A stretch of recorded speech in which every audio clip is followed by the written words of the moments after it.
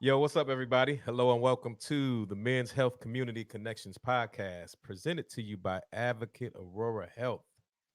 How you guys doing? I'm your host, Chad C. No Roper, with my co-host Mario J. Brown. Health issues continue to plague our communities, especially communities of color. There's consistent data on the disparities for impacting groups, and particularly men of color. Today, we're going to shine some light on it.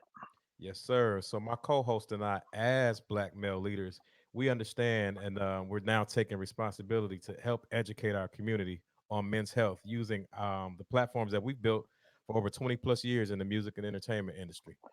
We recognize our platforms and influence, and we have partnered with Advocate Aurora healthcare professionals to bring education, inspiration specifically to our communities of color. Yes, sir. So joining us today, we have a very special Dr. Daigle. Forgive me if I badger your name, but I think I got it right. Dr. Daigle, thank you for joining us. We truly appreciate your time. Please just start by telling us who you are and how do you serve in the medical field? So yeah, thanks for having me. And you pronounce it correctly. It is Dr. Daigle. So I'm actually a native of Louisiana. Was brought here to Chicago actually for residency. I did my residency at University of Chicago, my pediatrics residency, and then I've pretty much been here since. So I'm a pediatrician at Advocate Aurora. Been there for like 4 years. I also run a pediatric obesity clinic there. So dealing with like kids dealing with this obesity epidemic.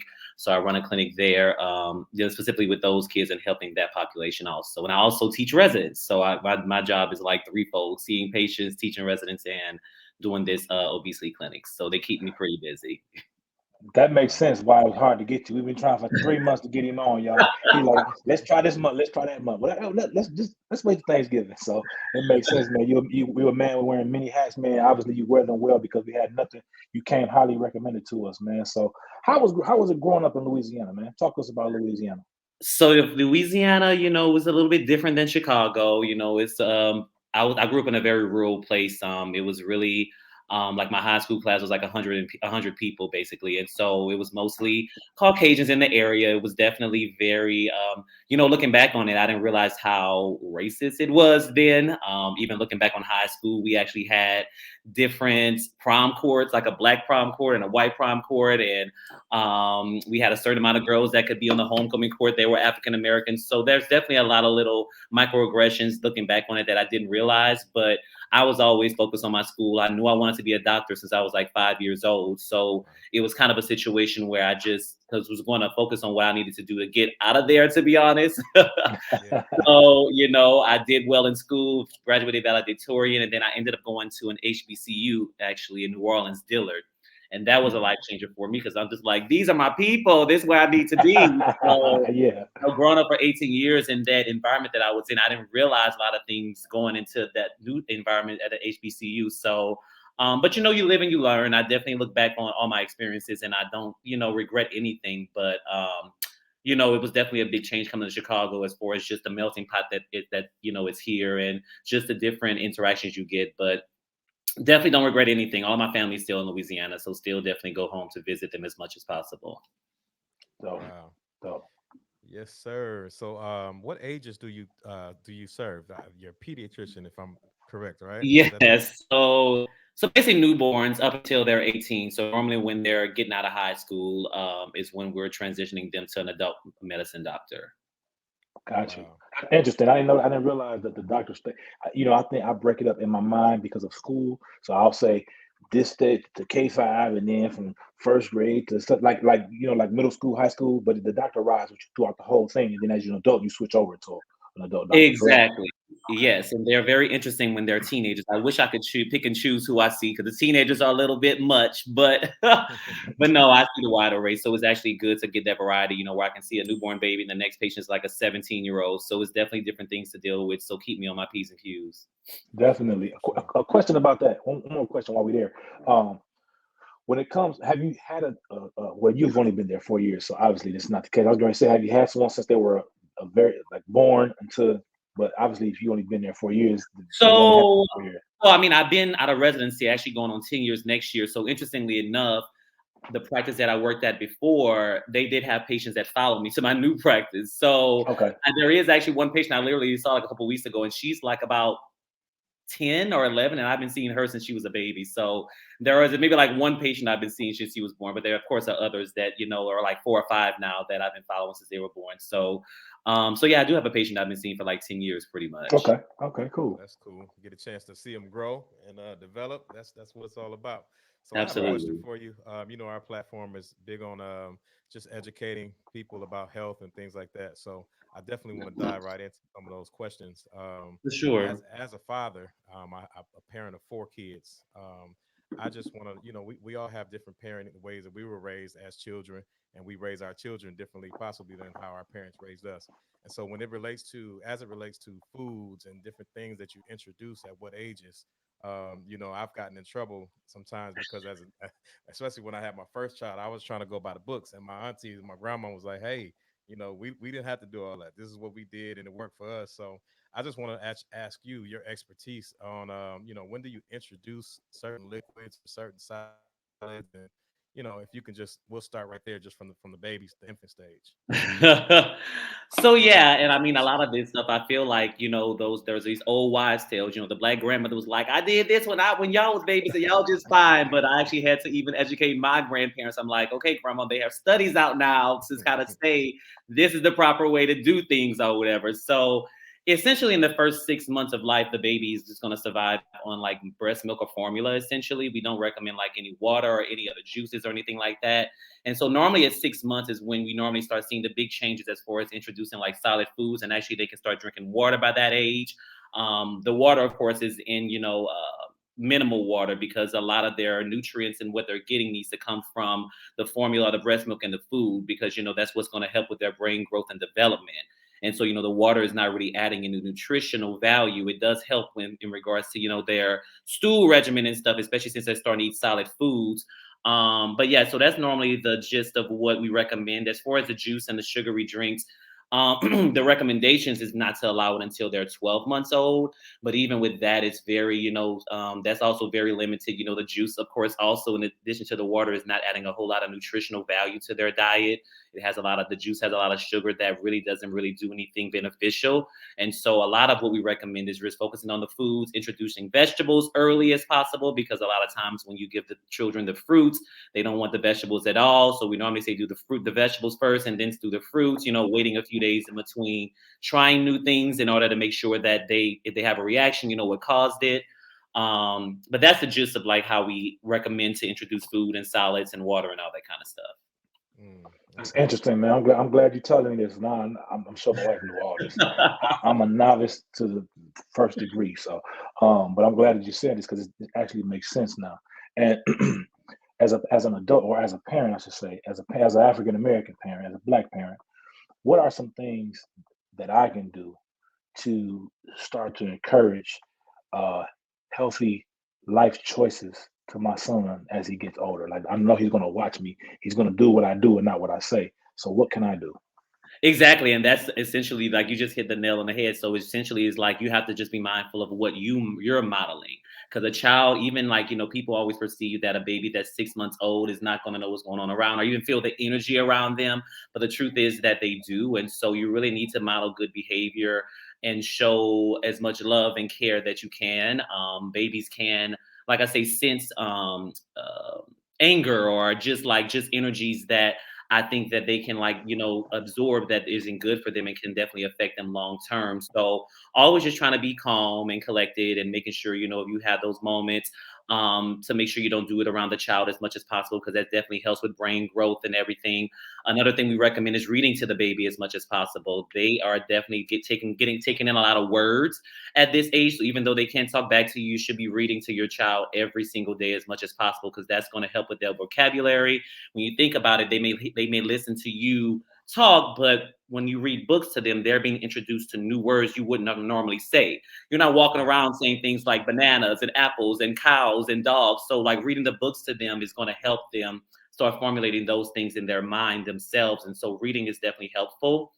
And then when it comes to diet, like I said, modeling what you would want your child to do. And so things like having meals together is very important for a child's development, and sitting down and talking about the food, when they're old enough to talk about the food and exploring different foods together. You can't expect your child to explore and try new vegetables if you're not trying new vegetables. You have to really make it like a family setting to where you all are doing everything as a family so the child knows that this is what's to be expected and they're learning from what they're seeing.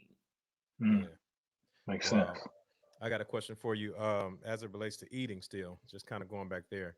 Believe it or not, I have a grandbaby, and Nice. she is, yeah, man. My son and his fiance, they are adamant about not introducing her to meats. She'll be 3 years old, and actually next week on the 30th. And so, do you think that that is a plus, or are there any negatives in that?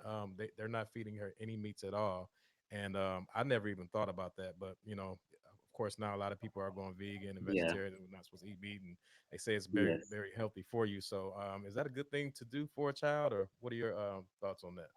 I think the most important thing for me when I hear parents say they're restricting, certain meats or whatever the case may be, is there are certain nutrients that they're not going to be getting because they don't eat the meat.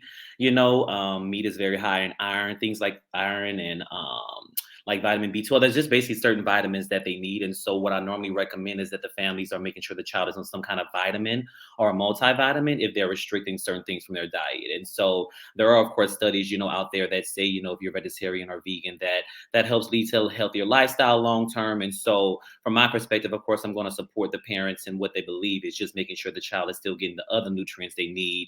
That's not putting them at risk for other problems, as far as vitamin deficiencies and anemias and things of that nature. Mm, That okay. makes sense. That's big, man. That's huge. Now, question for you, Doc.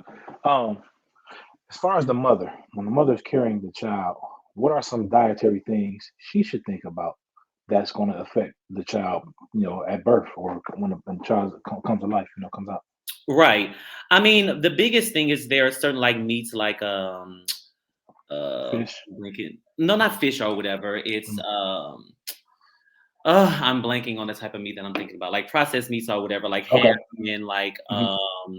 different like sliced meats or whatever from the store Hmm. that they only have to stay away from because those can put them at risk for certain like diseases or whatever that the baby can get. So that's the biggest food as far as they have to like restrict. The other thing is just making sure that they're on prenatal vitamins because Hmm. there are certain like nutrients that the baby's going to help as far as everything the baby is developing on the inside. And so I just always, of course, recommend the mom to be on some kind of prenatal vitamin because that's going to give her all the extra nutrients. As far as her diet, I mean, in line to even if she's vegetarian or vegan, just making sure she has those extra nutrients or supplementation to take care of those things. But those are kind of the biggest things as far as like what they can and can't eat. I mean, fish is fine.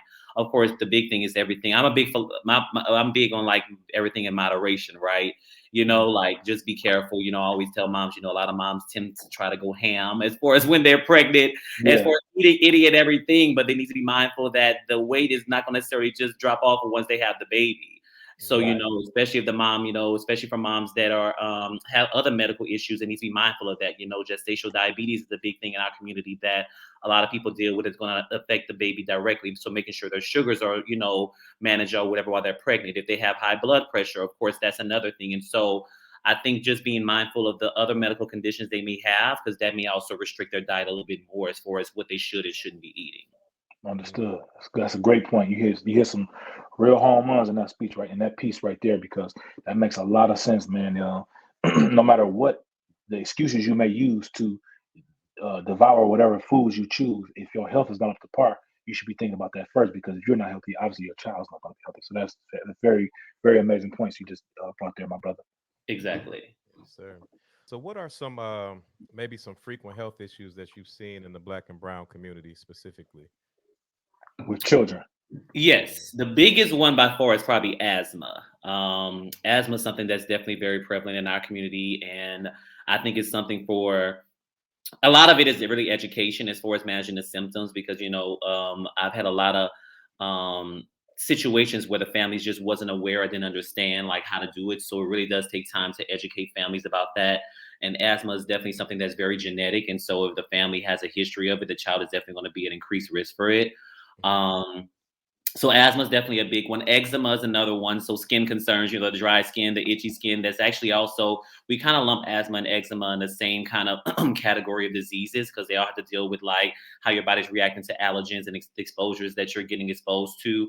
So in the Black and Brown community, those two things are definitely very, very prevalent. I feel like in a schedule of like 20 patients a day, at least like half of my patients may have one or the other, especially the black and brown patients will have one or the other where I'm having to basically sit down with them and deal with that.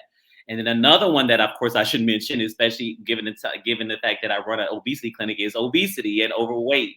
Kids that are overweight and obese, because going back to what I kind of alluded to earlier, a lot of families are not educated on what's healthy and what's not healthy. And so they build a lot of habits, unhealthy habits that the children pick up. And so I have definitely, especially with this pandemic that we've just endured and still enduring, we have definitely seen a lot more kids who have been gaining a excessive amount of weight. And, the incidence of diabetes has gone up in kids dramatically since COVID.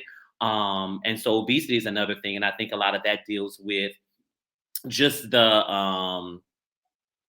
the social determinants of health, having access to certain things that patients don't have access to that the other patients do, so that plays a big role in it. And so a lot of it for me is, of course, educating and saying, there are ways that you can still be healthy, even if you don't have the money to be able to buy the fruits and vegetables, to go to Whole Foods and Mariano's, which are like overpriced, and Right. so a lot of it is education and making sure there is there's just, like I said, things in moderation, and that they're just making sure that they are expressing or they're just doing good food behaviors. Like I said, eating together as a family, not eating in front of a screen, and just things like that. So if I had to pick a few disease processes, those are probably the three that come to mind the first, off Mm, the top Well, of my head. those are gotcha. big. That was big, man. We needed to hear that. Also, since you deal with teenagers, I didn't know that when I think pediatrics, I think of little kids. So you deal with teenagers. What are some of the things you notice with them? What are some of the health issues you notice with them So in our mental in our health. community? Mental Mhm. health is a big Okay. thing, which I think is not news to anyone, right? Mhm. And I feel like, honestly, the studies have shown, like with the social media world and how these kids are getting exposed to it early on, we're actually seeing more and more of an incidence of depression and anxiety and things like that, because they're having these unfortunate experiences online, which kind of affects the way they're moving in the world. And so I think mental health is a big one that I definitely try to educate my families about. There's a taboo in the Black community about, seeing a therapist or talking to someone. I've had like an 11, oh, maybe she was like a 13-year-old female who I was definitely thinking needed therapy. And like she said to me, she was like, I don't want nobody knowing my business. Like, Mm, I don't want to tell nobody my business. I'm just like, girl, you ain't got no You business. know, real business, right? exactly. But that's something she probably heard her mom Yeah. or someone say, like, I don't want to talk to nobody because I don't want them to know my business. I'm just like, girl, like, no. And Right. so I guess I say that to say the stories that she's been told about mental health already has put this view in her head that is not good Yeah. for her. And she's only Right. 13 years old, who's already dealing with some mental health problems that was very clear to me. And I'm just like trying to re-educate her about the importance of it. And so I Mhm. think that's something that as parents, I would recommend also, like when kids are younger, just making it easy and making it normal to talk about your feelings out loud is a Yeah. big thing in the Black community. Black men do not like talking about their feelings most of the time. Yeah. And Right. so it's important, at least for me, to educate parents to make sure that they make it normal for kids, because if they're coming to me when they're 13, 14, and I'm like, well, you need to talk to somebody about your feelings. They never had that thought process to even do that because they hold everything in. I have so Hmm. many Black families that he doesn't tell me anything. He doesn't talk to me. I'm like, well, did you make it normal for him to do that? You know? Right. So Yeah. mental health is definitely, if I had to pick one, I guess teenagers, that's a big, big, big thing, because it's so taboo to a lot of families, and it's like I'm having to convince them to do something that's going to be beneficial for them in the long run. So Yeah. that's the thing that comes to mind, honestly, for teenagers. That makes Yeah. so much sense, man. That's huge too, because a lot of, like you said, it's a stigma. And what we do in the black community is think Jesus can fix everything. Like Hmm. Jesus gave you sense to at least go get some help. Like it got to Hmm. be more than just Jesus. You can add something to it. If it's gonna be the Jesus, you got to add something to it. So that makes a lot of sense, man. For real. And I will add this. I think the unfortunate thing is that when it comes to mental health specialists, especially with COVID, it's become very far and few. So it is hard to get in with the mental health person, and so these parents have to a lot of times get on wait lists, which they're not happy about. But it's like I'm just like, if you are worried about your child's health, things that you need to do, just get on the wait list. And so I think that sometimes pushes them back and kind of makes them not want to do it. But it's like you need to start somewhere. And I Yeah. also think Yeah. lack of uh, mental health experts of color is an issue as Exactly. Oh, well, because absolutely. a lot of times, like me, I'm going to be honest. When I go speak to somebody, I want to speak to somebody who can identify with me, which is probably going to Exactly. be a black man. You know what I'm saying? So Exactly. that makes sense as well. I mean, that probably could be another hang up as well. Oh no, absolutely. You're 100% correct because I definitely have had patients explicitly say that. Like, I want to talk. Is it a black counselor? Because they want to Mhm. feel comfortable talking to them. So you're absolutely correct. Yeah. Yeah.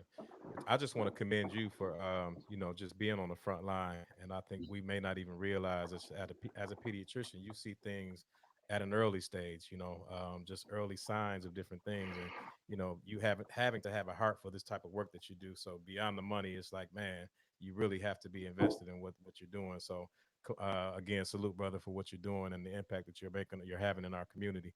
So I Thank did want you. to ask you just along those lines. You're welcome with with mental health, like what are some of the signs? Like, how do you identify that something more is going on?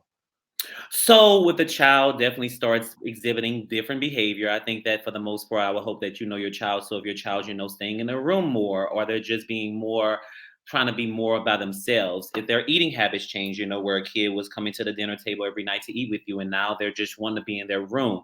If their grades are, suffering at school, or if they're starting to show signs of not wanting to go to school, making excuse after excuse. So ultimately, it boils down to you knowing your child. And if there's anything that they're doing where they're moving differently, I think it may be time to ask them, open ended questions like, how are you feeling today? And what's going on? Is there anything you want to talk about? And that goes back to even the healthy habits as far as having that dinner time, because I always think that's an easy time to check in if you guys are eating dinner together, ask them how their day was, to have those open conversations. But like I said, if you normalize it to talk about it, then it will be a whole lot more likely that they're going to open up to you. Because I think that the problem comes when, going back to what I said, if you're not talking about it and then they are showing those signs and you want to ask them questions and then they're like, you never asked me this before. And so I think just being, as a parent, of course, you want what's best for your child. And so just being an advocate for your child in ways that, no one else will, and just Yeah. pushing and pushing, they may not open up to you today, but you need to just kind of be consistent and make sure that you're offering to them what they want. What do you need from me?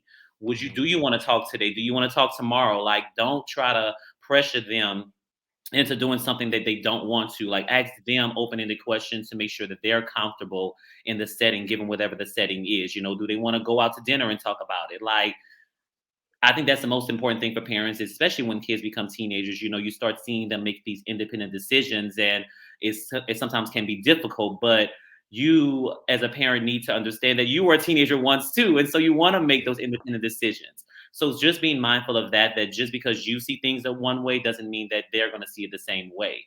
And so just being understanding and not being judgmental. Not telling them what they're feeling or what they're doing is wrong. Never make them feel guilty about how they're feeling, because they're validated feelings clearly if they're showing these signs. And Hmm. so those are just some tips that I would give.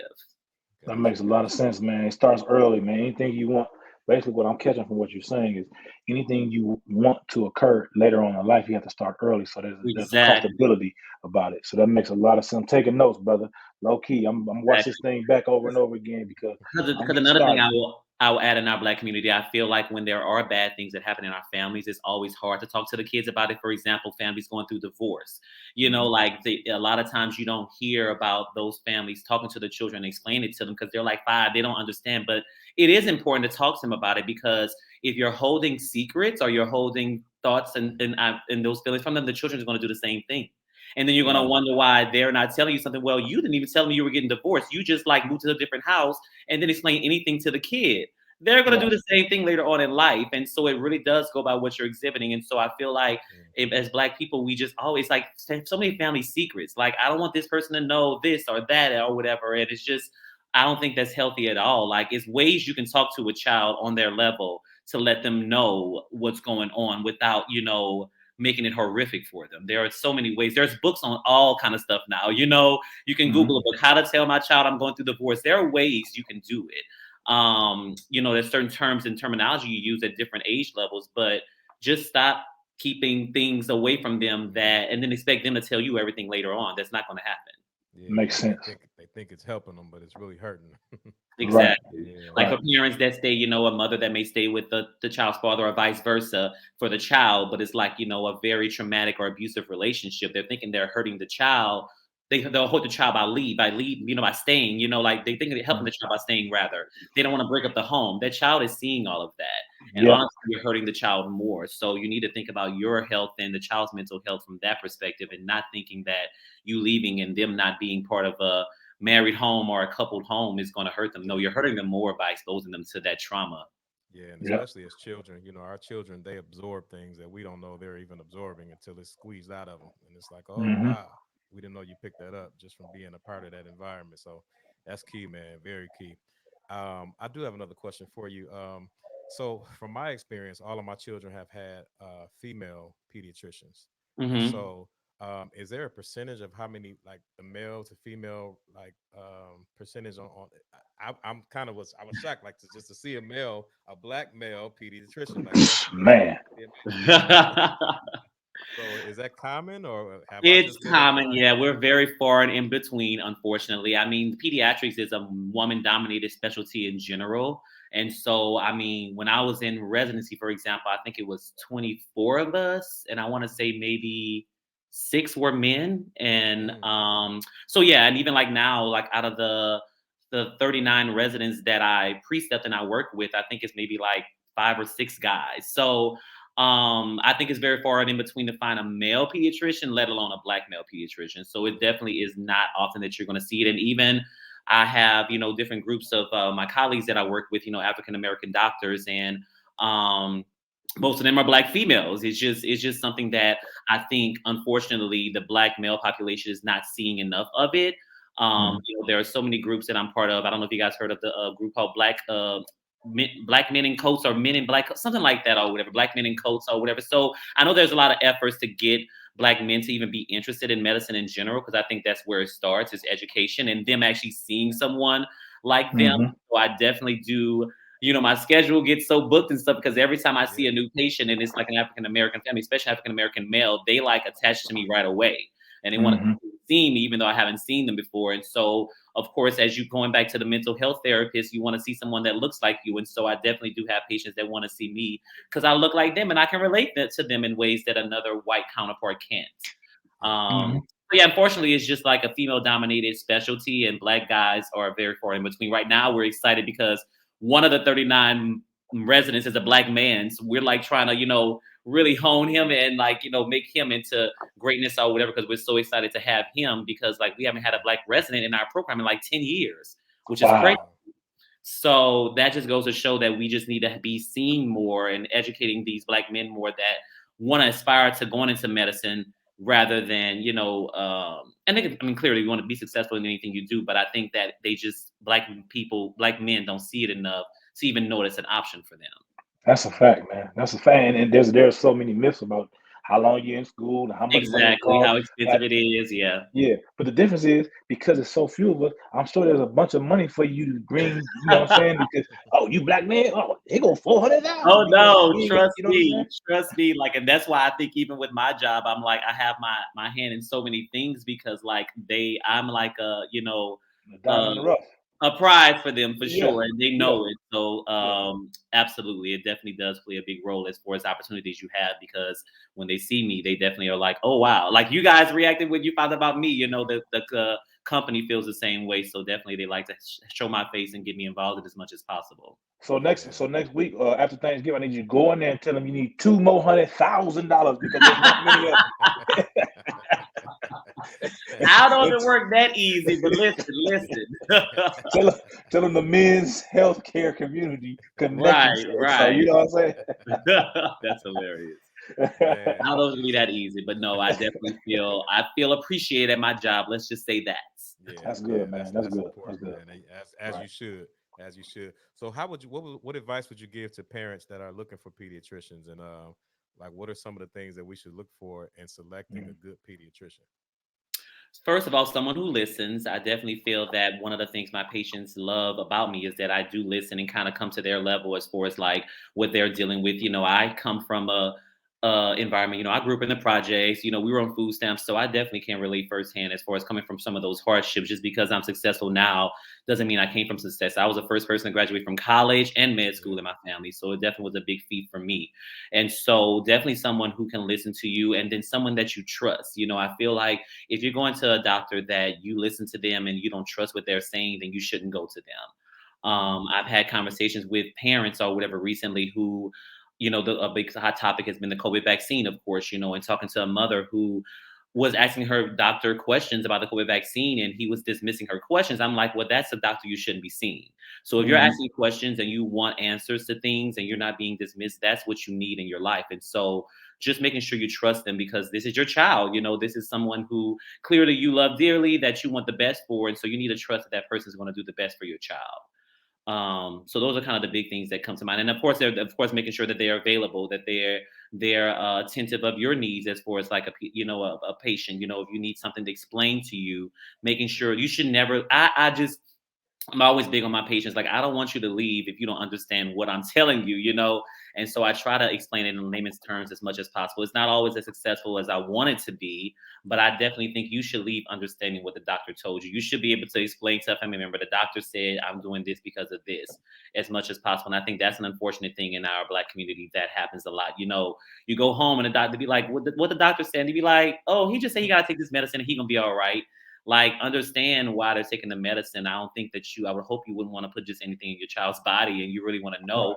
And even on top, I mean, kind of piggybacking on the COVID vaccine, you know, a lot of these Yeah. families are questioning what's in the vaccine. And it's like, well, the doctor was just giving you medicine last week and you didn't question that. So why are None you of it. questioning the vaccine now, you know? And so I think you should be asking questions across the board, vaccine or not. And so I want to Mhm. make sure my patients understand why I'm doing what I'm doing and to the best of their ability. That's Gotcha. dope, man. That makes sense, man. You just made a valid point because I hear so many people, whether you take the vaccine or not, it don't matter to me. It's your life. But it's amazing how you would take a Tylenol, a ibuprofen, a Vicodin, a Percocet, all that, and don't know what's really in it. But then now it's time for this, and all of a sudden you care. It's just the craziest thing in the world. Are you And eat you know, You eat yeah, pig feet and yeah, tripe and you don't chitlins, know, and you don't know yeah, where that come from you or don't what's know what, all right, that. right. The pig could have ate a battery before he died. Now you got battery accident, you don't even know. See, so I agree 100% with you, man. I agree 100% with you on that. Well, Doc, we know you're busy, man. We know you're a busy guy. We was able to steal you for 32, 33 minutes, man. We don't want to take up too much more of your time, man. This is really enjoyable. I Yes, told you it's sir. gonna be just a smooth conversation between three brothers. One just happened to be smarter than the rest. It's me, but Yes. at the end of the day, we just thank you so much, man. We really appreciate you, man. The information you just spilled out here. I hope everybody Yeah. was able to get their cups and just get some of it so that they can take it back to their families, man, and pour it into theirs and share it, man. It was just a really informative and amazing, man. And we really appreciate everything that you're doing for our community, man. We want to bring you up when we have some events. So I don't know Mhm. what your schedule like. Let me talk to your secretary, see if we can book you for June now before it gets too busy. Yeah. No, definitely. I enjoyed this. I'm glad it was helpful. Excuse me, and I'm Yes. definitely the 30 minutes passed fast. I'm like, okay, we could do another 30 minutes another day if y'all want to, because this is really good and I think it's Easily. beneficial. So Easily, definitely man. I reach love out. the I'm full definitely open information. to fitting you into my busy schedule. But no, this was definitely I enjoy doing things like this because it lets me keeps me grounded as far as like knowing that I'm helping my community. I definitely am always there to reach out and help however I can because I know that I am a diamond in the rough. And so I want to make sure that other people are getting some kind of benefit outside of the medical side of it, you know. So Yes, I'm sir. definitely here. So definitely hit me up and let me know. Thank you so much, man. Oh Mario, you yeah, got for anything? sure. Again, thank you, man. Yeah, no, that's it, man. We nailed it. I appreciate it. Thank you for your time. I'm sure you still got so much information that we could have gotten out. Again, man, when the time permits, we'd love to talk back to you and just reconnect. But again, salute for everything you're doing, man. We pray blessings over you and your family. The holiday coming up, enjoy it, and we'll definitely talk to you soon. But to our audience, we just want to encourage men everywhere to just take control of your health. And for families, keep teaching your young boys healthy habits throughout childhood is very important, as you've heard today from Dr. Daigle. So Chad and I are grateful. We're truly grateful that you tuned in today, and we pray that something that was said will impact your health or someone you love's health in a positive way. So till next time, we'll holla. Y'all take care. Be blessed. Y'all be blessed.